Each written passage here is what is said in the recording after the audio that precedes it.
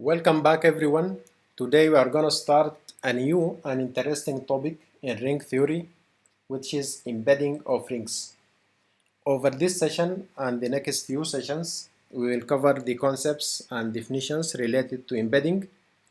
We will then state and prove four major theorems, and finally we will do some examples and applications. So to start off, what is embedding of a ring? Suppose that you have got some ring, let's call it R, and you are interested in studying the properties of R. But then you run into a problem of that R lacks some of the important features that you need for your study. For example, R lacks a multiplicative identity. So 1 does not belong to R. Okay? So what is the solution for this problem? The solution is to look for another larger ring. Let's call it S. So we have here a ring S, and this ring S has all the important properties that you need. So there is a multiplicative identity in S. In the same time, S also retains all the important properties that is already in R. So for example, if R is commutative, then S is commutative. Okay. Now within S, you look for subrings, and you identify a particular subring. Let's call it T, for instance. So we have here a subring T such that R can be mapped onto T. So you have some mapping here which sends R onto T. Okay, and therefore you can start to view R as a subring of S, and therefore this will place R in a new environment where all the important properties are available. Okay, so for example, let's take the ring R to be the ring of even integers, okay, 2z. Now if you try to do any division in this ring, it will not work. For example, if you divide 2 by 2, this gives you 1, but 1 is not in the ring R of even integers. Okay, and in general, for the division, you need some integer k, such that, for example, here 2 equal 2 times k. Okay, so in this case, k will be 1. Now the solution is to view the ring of even integers as a subring of the ring of integers z, which is in fact it is a subring. Okay, so now the division will be defined at least when the division results in an integer element. Okay, so this is just a quick and easy example of how embedding works. Now we go into some formal definition for embedding. So we have definition. A ring R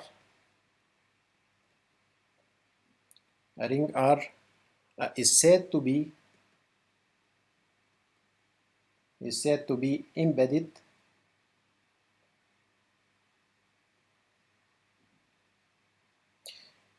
in a ring S. Okay, if they exist. So our focus here is on the mapping between R and a subring of S. Okay, if they exist, a monomorphism. Remember that monomorphism is an injective map. A monomorphism of R into S. Okay, so this is an injective this is an injective map. So we have some map F which send R into S, and of course R is isomorphic to its image. Okay, this is by being a monomorphism, and this of course equal subring T of S. Okay, now we go into our first theorems. So this will be theorem 1, and this really gives a general idea and a general proof for embedding of any ring. Okay, so it goes as follows. Any ring R can be embedded, okay, in a ring S with 1, okay, and such that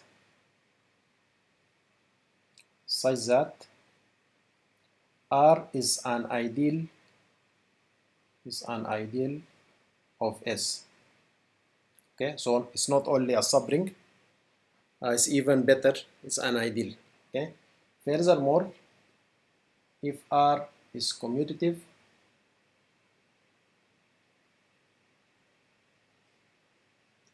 then S is commutative also.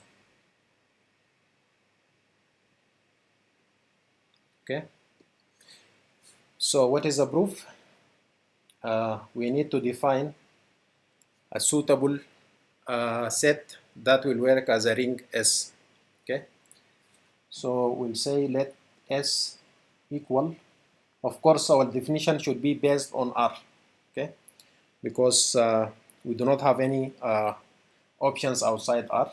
So let S equal R cross Z, where Z of course is the ring of integers. Okay, now to define S as a ring, okay, we need of course to define addition and multiplication. So define addition and multiplication as follows. Okay, so we'll take any two elements. Let's say this order tables AM and BN. So AM plus BN, and we define this addition as follows. This equal A plus B, and here M plus N. Definition of addition is obvious. What is not so obvious is multiplication. So A M multiplied by Bn equal AB plus NA plus MB. Okay, and here Mn. We will not run into long and routine verification of that S is a ring, but according to these two operations, it can be easily proved. And of course, one will need to first show that these two operations are well defined. I will only note here that the additive identity here of this ring S is 0 and 0, and the multiplicative identity is 0, 1. Okay. Now, instead, I will go further and show that S has an ideal, which we will later map R to this ideal. Okay. Now, let T equal R cross the set 0. Okay. And of course, this is in S, because this is of course in Z, and this is of course in R. Now we show that T is an ideal, so this is a claim. T is an ideal of S. Okay, so first we need to show that T is non-empty, so this is true since 0 and 0 is in T. This shows that T is non-empty. Okay, so this is a condition proved. Now we take two elements in T and we show that the subtraction is again in T. So let A0 and B0 be in T.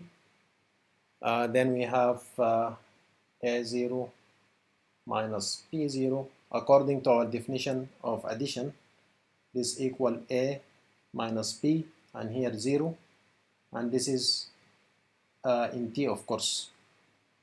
Okay, according to the definition of T. Now of course this already proves that R is a subring. We need one more condition with the same A and B. So we have A0 dot B0, this equal according to the definition of multiplication which we had here, is equal AB, and here is 0. Okay, and this of course is in T. This implies that T is a subring. Now to show that it is in an ideal, we need to prove that left and right multiplications by elements from S. So we let C n be in S. Okay, now we have the following. We have A0 dot Cn. This is equal AC plus NA and 0. Of course, you can verify the details of this multiplication from this definition here. So this is in T, and we have also Cn dot A0, and this is equal the following: Ca plus Na, Ca plus Na, and here is 0, and this is of course also in T. Okay, so all of this implies that T is an ideal of S. Next, let's prove the existence of a monomorphism from R into S, which will map R onto T. Okay, so define a map F from R to S. Okay, and where of course S equal R cross Z. Okay, so we define it as follows: f of A equal the ordered pair A and 0. Okay, this is an element in S. Okay, this is for every A in R. Obviously this is a well-defined map, so we will go ahead and prove first it is a homomorphism. So for addition, we take f of A plus B, that is equal A plus B 0, and according to our definition of addition, this is A0 plus B and 0, which is f of A plus f of B. Okay, for multiplication, first we know that f of AB equal AB0.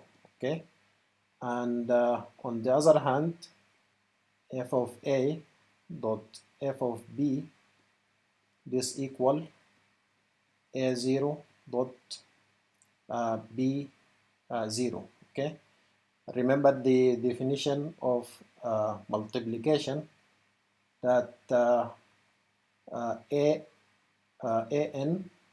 dot bm equal ab, so ab plus ma plus nb, then nm. Okay, so from here, if you apply, we have ab plus, of course, this is 0 and this is 0, then we have here 0. Okay, so this implies that f of ab equal f of a dot f of b. Okay, and this shows that f is a homomorphism. Okay, now we show that this homomorphism is injective, and therefore it becomes a monomorphism. But this is easy if we assume that f of a equal f of b. Okay, so this implies a0 equal b0, which in turn implies that a equal b. So f is a monomorphism, okay, or an injective homomorphism. This shows that, of course, R is isomorphic to its image f of R in S. Okay, but what is f of R according to the definition of this map? Okay, the elements in the image are all the elements in this form. Okay, so this is equal R cross 0, which is T. Okay, so we have proved that R maps onto T, and that of course S has identity element, multiplicative identity, which is 0, 1. Okay, so this proves the first part, and the second part is that if R is commutative, then S is commutative. So we start by assuming that R is commutative, then we show that S is commutative. Okay, so what we want to show is that for any A, M, and B, N in S, then M dot Bn equal Bn dot Am. Okay, now according to the definition, we have the ordered pair Am dot Bn equal, so we have A times B, AB, and then we have NA plus NA plus MB. This is an easy way for handling this multiplication. It's just to have these arrows, and here finally we have MN. Okay, but this equal, because R is commutative, this equal BA, and this is, of course, this is just the sum, so there is no point of having AN. Okay, it must always be NA, because this is an integer. Okay, so plus MB plus M So this is NA in fact, okay, and here MN, and this is equal BN dot AM, okay. So S is commutative, and this completes the proof of the first theorem. Now another important ring property which we may be interested in preserving while embedding R is having no zero divisors. In the next session, we will show that the current construction of S is in itself not sufficient for preserving this property. Nonetheless, we can build upon it to provide an embedding solution which will preserve the property of having no zero divisors. In this case, we will end up with a construction for a new ring which will have a multiplicative identity, and it will be commutative and with no zero divisors. And this is precisely the definition of an integral domain.